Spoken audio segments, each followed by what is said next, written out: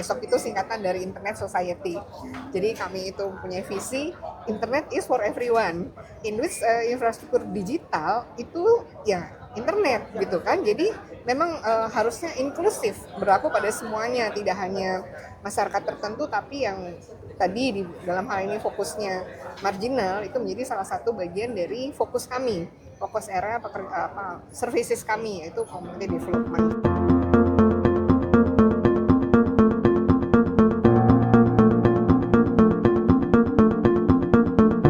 Halo Sahabat Inti, kembali lagi di Inti Talk. Bersama saya Nur Nadia Islamiyah.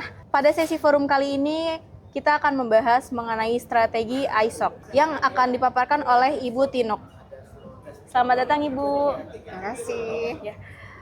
Bagaimana Ibu strategi mengenai ISOC Indonesia dalam memperluas pemberdayaan digital di kalangan masyarakat marginal? Kalangan marginal ya. Ya, Ya, thank you banget ini dikasih kesempatan bertanya sesuatu yang memang harusnya inklusi, tetapi masih relatif jarang gitu ya orang ngomongin sesuatu kebermanfaatan untuk marginal. Karena memang salah satu dari fokus area kami adalah community development atau memberikan community services. Jadi memang strategi kami secara foundation, secara yayasan, dalam hal ini oleh ISOC Indonesia, Chapter Indonesia. ISOC itu singkatan dari Internet Society. Jadi kami itu punya visi Internet is for everyone, in which infrastruktur digital itu ya internet gitu kan. Jadi memang harusnya inklusif, berlaku pada semuanya, tidak hanya masyarakat tertentu, tapi yang tadi di dalam hal ini fokusnya marginal itu menjadi salah satu bagian dari fokus kami, fokus area services kami, yaitu community development. Jadi kalau bicara soal strategi, kami sudah memasukkannya di dalam salah satu misi kami. Ini itu adalah strategi secara global ya di ISOC Foundation sendiri, bahwa kami pun harus memberikan literasi digital, karena kita dalam hal ini lagi bicara soal digital, kepada masyarakat marginal dalam hal ini yang memang sebuah empowerment atau pemberdayaan yang tidak hanya sekedar berhenti di pemberdayaan, tapi kebermanfaatan. Dan itu sudah kami lakukan long years nih dari 2024. Kami sudah melakukan di beberapa tempat di Indonesia, beberapa lokus, untuk merealisasikan strategi itu. Wah, menarik sekali ya Bu ya. Ya, alhamdulillah begitu.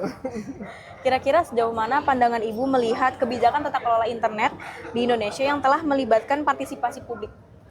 Nah, kalau governance-nya, internet governance di Indonesia kan memang sudah ada forumnya sendiri, dan ini alhamdulillah ada diinisiasi oleh banyak forum-forum yang mendukung gitu ya adanya hal yang terkait dengan tata kelola internet, baik itu dari sisi pemberdayaan, keamanan, maupun dari yang dikatakan kedaulatan digital gitu ya. Itu sudah sangat menjadi awareness dari masyarakat, dari pemerintah maupun masyarakat digital di Indonesia. Jadi menurut saya apa yang sudah dilakukan oleh ekosistem digital yang ada di Indonesia ini sudah ada level yang ahead bila kita bandingkan dengan beberapa negara di Asia Tenggara. Saya tanpa ingin menyebutkan namanya, tapi Indonesia sudah cukup level ahead gitu, sudah menyiapkan tatanan tata kelola internet Indonesia ini. Jadi salah satunya ya ini mungkin acara-acara yang akan dilakukan summit ini itu merupakan bagian dari implementation ya, atau highlight activity yang akan mendorong nih, mengenforce kalau perlu gitu adanya tata kelola internet yang